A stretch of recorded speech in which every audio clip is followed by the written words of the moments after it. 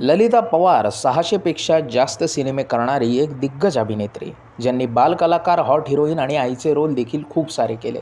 त्यांचा जन्म 18 एप्रिल 1916 रोजी नाशिक येथे झाला. ज्यांचं लहानपणीचं नाव अंबिका होतं, मात्र ललिता पवार हे त्यांनी स्टेज नेम म्हणून ॲक्वायर केलं. वडिलांसोबत एका शूटिंगला गेले असताना त्यांनी पहिला बालकलाकाराचा रोल केला.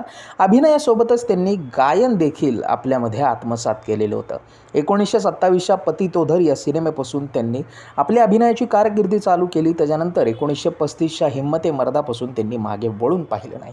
त्यानंतर त्यांनी मस्तीखोर माशूक, भवानी तलवार, प्यारी कटार, जलता जिगर, दैवी खजाना, गणपतराव पवारांशी लग्न होईपर्यंत असे कित्येक सिनेमे केले.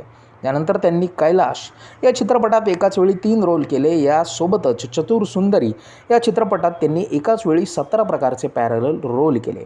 त्यांच्या लहान डोळा असण्याचा देखील एक किस्सा सांगितला जातो. असं म्हणतात की भगवान दादांसोबत एकदा त्या एका चित्रपटाच्या शूटला होत्या आणि तिथे भगवान दादांनी त्यांना चापट मारण्याचा सीन होता. मात्र ती चापट त्यांना जोरात लागली आणि त्या खाली पडल्या.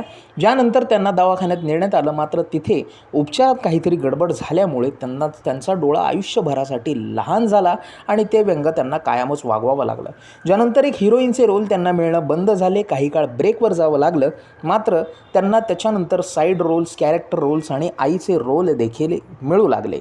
1944च्या रामशास्त्रीपासून त्यांनी कमबॅक केलं, ज्याच्यामध्ये श्री 420, अनाडी, प्रोफेसर, रामायण मालिकेतील मंत्रा हे रोल्स मिळाले, गाजले. ज्यानंतर त्यांचा पुणे येथे 24 फेब्रुवारी 1998 रोजी निधन झालं. तुम्हाला ही माहिती कशी वाटली आम्हाला आवर्जून सांगा आणि अशीच माहिती नियमित मिळवण्यासाठी लाईक, शेअर आणि सबस्क्राईब करायला विसरू नका. आपल्या चॅनलला पाहत रहा 1 मिनिट बायोग्राफीज बाय फिल्मी बुडबक. धन्यवाद.